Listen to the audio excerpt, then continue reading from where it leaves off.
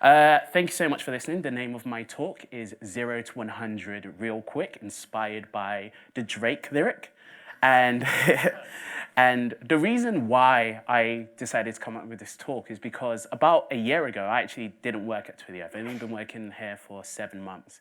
And I remember sitting down next to one of my now colleagues at Twilio and telling her that there's this amazing job called a developer evangelist at Twilio, and I don't think I can make it. I don't know if I'm good enough. And they said apply, because even though you apply, you may not think you have the skills, you have enough skills to get started, and you can improve as you go. So my name is Nathaniel. You can refer to me as he, him, and you can find me online at Instagram, Twitter, and GitHub at Chatterboxcoder in the bottom left. And if you've already come to the Twilio table, you will know why I'm called Chatterboxcoder. So, like I said, I was really nervous, and then I finally got my job at my dream company, the job that I didn't think I was good enough for. But I really wanted to be good. I wanted to become one of the best, and I wanted to almost prove to Twilio that they didn't make a mistake in hiring me. And it made me do a lot of research. I looked for talks, I looked for books, and all of these different resources to try and figure out how I can make a big impact when I started. And this talk is just an amalgamation, me bringing all of those different resources that I got together. And one of the resources that I got, one of my favorite ones, was a book called The First 90 Days by Michael D. Watkins. And I love this quote. It says, "Every successful career is a series of successful assignments, and every successful assignment is launched with a successful transition." Now, some of you may not have your first job yet, or maybe you've just started, or maybe you've been working in tech for a couple of years now. This talk hopefully will still be useful to you because your career is made up of many transitions. And this talk will go through some of the things that can help you make an impact every time you step into a new role or position. And I'm going to be using my timeline, the timeline that I experienced during my first 100 days at Twilio. And this is very personal to me and my experience. And what you may notice is as I talk, you'll begin to think, well, I didn't experience this at that stage, or I experienced this much more early. And that's fine. Every one of your journeys are totally different. But I think there are some phrases that remain the same across our different timelines. And that is observing, understanding, and creating. And I'm going to talk about how these 3 phases really helped me maximize my impact and get up to speed when I started working at Twilio.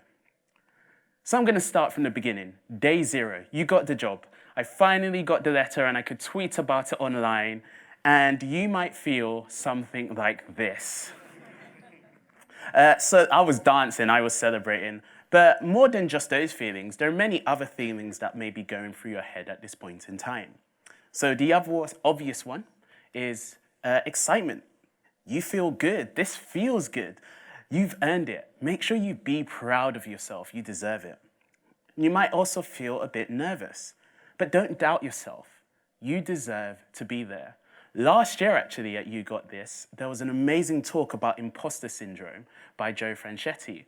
And one of my favorite things from that talk was when she said that having imposter syndrome is kind of counterintuitive. Because do you really believe that you are smart enough to trick all of these very smart people into thinking that you are smarter than you actually are? It gets a bit confusing. But don't doubt yourself. You deserve to be there. And also support. Now, I remember when I got my job at Twilio, and I tweeted and I tagged Twilio in it. And the CEO of Twilio actually, I think he liked or commented or retweeted or something. And immediately my follow account just had a nice little bump. My phone wouldn't stop beeping. I felt really good. But it's more than just Twitter.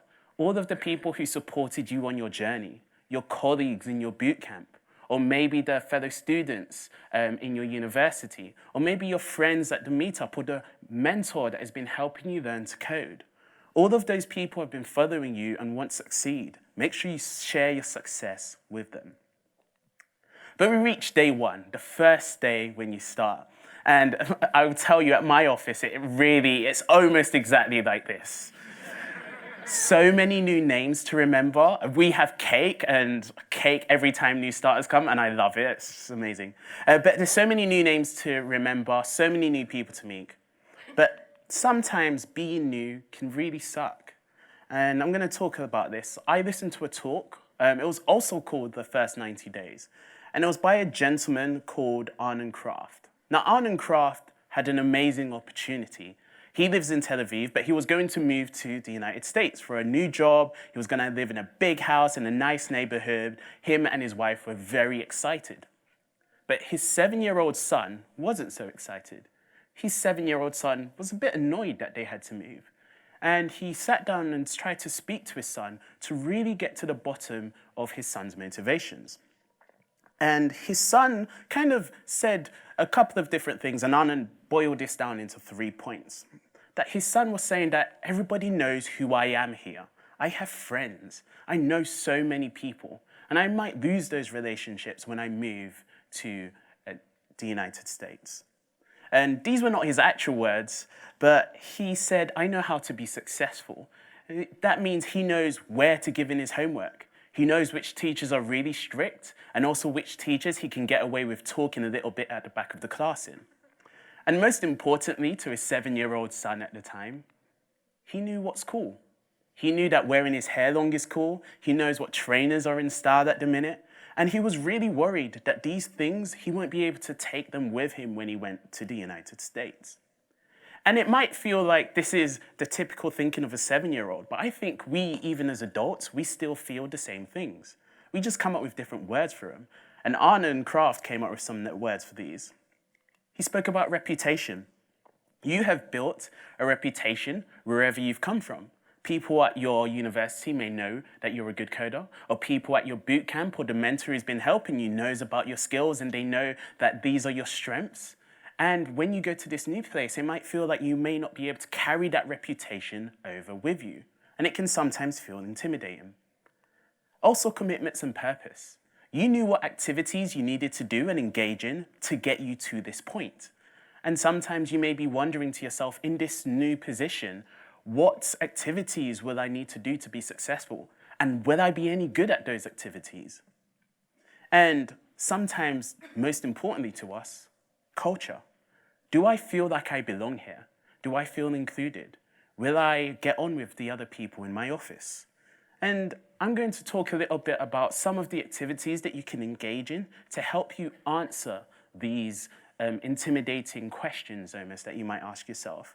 And some also bad practices that you should avoid to make sure you don't fall in certain traps. So day 7, the first week is down. And for me, this was onboarding. So we got my laptop and I got set up. I understood all of the sort of office basics to get started. And I finally sat down to work. And this is when I began the first of those 3 phases I mentioned earlier, observing. Observation is one of the most crucial steps when you start at a new role. And there may be so many things that were not included in the onboarding training. What is the office culture like? What's the management style like? Who are the key partners, both internally and externally? And most important to me, what are the best office snacks? Making sure I find those early. And you need to go and gather as much information, looking for all of those details in the new role. And while you're doing this, you're also going to need to avoid some transition traps. And these are things that it can be very easy to slip into when you get started, and they often get in the way from you being successful in your new role. Number 1 is sticking exclusively to what you know. Now, you were hired because of what you know, but don't let that stop you from opening yourself to new opportunities. There's going to be so much that you can learn in your new role. And don't just rely on the things that got you there, but also look for opportunities to add new tools to that toolkit. And another thing to avoid is falling prey to the action imperative. Now, I struggle with this. And this was when I started feeling like I needed to be working at 100% on day 1. And it's really important to understand that you will need to have time to spin up to get there, and don't rush into it. Another one is only focusing on learning the technical part of the business. Now, if any of you are active on Twitter, you may have heard of the 10x engineer last year. Learning the overall business model of your company and understanding the business value of your role in that company can sometimes be as or maybe even more important than just your tech skills. All these tech adjacent skills are what allow your technical skills to really shine.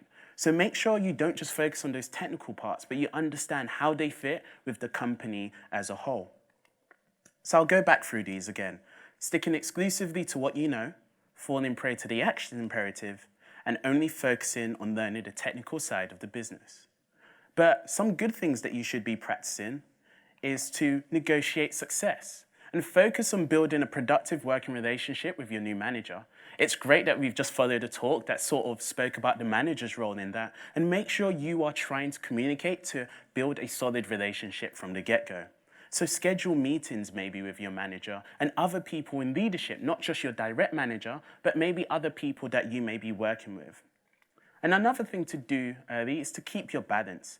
Being committed to your job is great, however, don't overcommit to an unsustainable goal. It can be very easy, especially with the action imperative, to try and focus only on work and not remember that you also have a life outside of work. So day 30, the first month was down. And for me, this is when I really began to move on to the next phase, which is understanding. Understanding the business that you're working. Remember, like I said before, your technical skills must be paired with an understanding of the business value that they bring. And you take all of those things that you've observed, not just about the way the business works, but about the office culture, the management style, internal and external key partners, and you do the mental maths in your head to come up with the answers. And then you really begin to understand. And there's some more bad behaviors that you should avoid. And overplaying the I'm still new card. So you are new, and your manager and your team know this, and you do not have to be perfect, and you should still ask for help. But the way you should ask for help should be leading into a constructive learning experience, rather than asking people to just do it for you, playing the I'm still new card. I'm still new, I don't know how to do this, can you do it for me? But rather, ask them questions and use it as an opportunity to learn. Over nostalgia. Now, a lot of times, not many of us have it early in our careers, but it can be this thing of back in my day, in my old company, or where I used to work, we used to do it this way. Now, like I said before, you were hired because of all of that knowledge and experience and skills that you bring to the table. But remember to also be open to the things that you can learn from where you are now and maybe integrate them and come up to compromises. And superhero syndrome, and that is where someone overpromises and underdelivers. You can't save everyone. Keep track of the commitments you make. I actually didn't get in trouble, but someone told me off for this recently because last year at our annual conference, they asked people, what would people like to volunteer for next year? And every time they said a topic, I said, me. And now we're in the run-up, we're getting closer to our conference, and one of my team members messaged me and said, Nathaniel, you should not be doing this many things. Drop some of them. And it was really, really useful to me. I suffered from superhero syndrome. And it's important to keep track of those commitments and don't overpromise and overcommit yourself to all of these different tasks that you may not be able to fulfill. And hide and seek. This is another bad behavior to avoid. And this is, have you ever noticed that person that you met on day one, you shook their hand, you told them your name, and then you never see them again? And then once a year at the all hands, they pop up and you're like, wait, you work here? Now, it's really important to understand that the social networking that you will gain at the different places that you work at is really, really useful to your career. And it's important to not just say hello on the first day and not make an effort to go and interact and engage with all of your colleagues and the people around you. Because those people can often give you bits of advice and bits of learning that can help you really grow in your roles. So I'll go back through them. Bad behaviors are hide and seek, overplaying the I'm still new card, over nostalgia, superhero syndrome, and then hide and seek. But some good practices that you should do is to ask questions. Never be afraid of asking why. Something funny at Twilio is it's an American company, and Americans love acronyms. CIA, FBI, It's just crazy. And oftentimes I'm in meetings and acronyms will be used and I have no idea what they mean. And finally I began to pluck up the courage to put my hand up and say, can you pause there? What does that acronym mean? And what's so funny is that after a while, I noticed that so many other people in the company who've been working there longer than me would say, oh, I didn't know what the acronym meant either. So make sure you ask questions. Never be afraid of asking why. You're not challenging authority by asking why, but you're gaining an understanding so you can take that and have a better knowledge going forward. Also, make sure you use available resources. Now, one of the easiest resources you can use is your manager's time and attention. But also, your company will have education opportunities, maybe internally or externally. Make sure you use all of those resources to gain a great understanding of your company, your job, understanding your role and your technical skills, and all of that together. And day 60, this for me was the third month, and I began to feel confident. I was actually good at this. I'd done a few 5-minute demos and they didn't go as a disaster. And this is when you can really move on to my favorite phase, which is where you create. It's your time to shine. You're ready to take ownership. Now, feel free to revisit observing and understanding if you need to. It's an iterative process. You constantly need to go and observe and understand and then create. And as you continue to create, you'll also have a sense of independence. At Twilio, we represent this in our values. We have one of our values, which is to draw the owl. And it comes from this famous meme that you may recognize. And how to draw an owl, draw some circles, and draw rest of the owl. And what it means is that there is no instruction book that details every single thing you're going to need to do to become successful at your role. All of that understanding and observing that you're doing has given you the tools and everything you need to really just go out and do it. I remember when I showed this to my friend and he said to him it means stop talking about it and just do it. And there's almost an element of sometimes you might end up asking too many questions. I take that back, you can never ask too many questions, but you may expect someone to show you every single step. Feel free and feel confident in your skills, in your decision making, to be creative in your own way. And as you draw the owl, you'll begin to create value and you'll reach something which we call the break-even point. Now, this is a very popular business model, but I've changed this diagram a little bit. I've removed the timeline, which is days after entry, because this is very different to very different people in different situations. If you're in a big company with lots of complex business processes, it may take you a lot longer. Whereas if you're in a small company with maybe one really focused goal, you might get up to speed much more quickly. And I'll go through it. So what happened is your company needed you at some point. And it took time and resources to value you. The amount of money that goes into HR in companies is much more surprising than I thought it was. And they invested in you, and at some point, they brought you on, and they hired you. And at first, they gave you so much value. They give you a salary, they give you training opportunities, and you're consuming all of this value. But as you create, you begin to offset this amount of value that they've invested in you and eventually reach a point where the amount of value that you have created actually offsets and completely pays off all the value that you have consumed. Now, before I move on, don't take this as a monetary goal and do maths and work out, okay, it took them this much money to hire me and to pay me, therefore I need to make this much money for the company. The value that you bring may not come up in the shape that you think it is. You might bring value by improving the office culture or a new way of thinking. But see it as an opportunity for you to create value in your new role, for you to reach that break-even point. And take advantage of all of the value you're consuming, all of the learning opportunities that you have, and use them to create more value. And then we reach day 100. You're in the groove, and you want to keep it 100. You want to keep the momentum going. And this is where I say it's very important to recheck your work-life balance. I really like this GIF. Make sure that you make time for personal reflection outside work. Your personal well-being is a key aspect to your life, and it enables you to succeed just as much as your technical skills. And understanding your circumstances and where you as an individual have come from is crucial to informing the right goals for yourself. And you may find, like I did, that your personal life begins to change with your new job.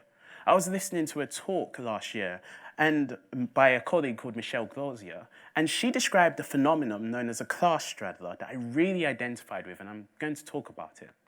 And a class straddler is someone who grew up in a blue-collar situation and now has a white-collar life. And I identify as a class straddler.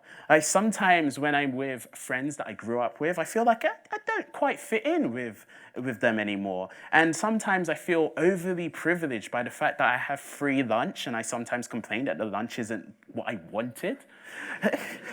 It's just a very stark contrast. And oftentimes it can mean that I act really formally in very casual situations, or I forget to ask for help and feel really awkward requesting connections. And I'm especially intimidated by people I perceive as in management or much more successful than me. Now, you may or may not be a class straddler, but what truly matters is understanding how your new job and the experiences that come with it will affect your life. Recognizing how your experiences will shape your understanding of working life will prepare you for some of the encounters that you may interact with along the way.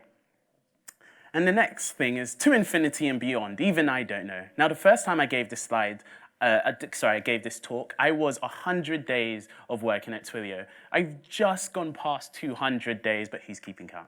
I've just gone past 200 days, and even I don't know what the next step is.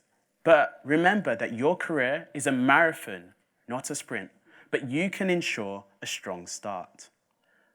You can keep going through the cycles of observing, gathering as much information about everything as you can, understanding, never shy away from asking why. And then create. Go and draw the owl. And remember that every successful career is a series of successful assignments. And every successful assignment is launched with a successful transition. This may be you going for your first job, or you've just started your first job, or maybe a new job in a new role at a different company. You can use some of the things I've spoken about in this talk to help you get started. And keep me updated. I'd love to hear about your journeys. And feel free to reach out to me at Chatterbox Coder on Facebook, Instagram, and Twitter and everything. And thank you so much for listening.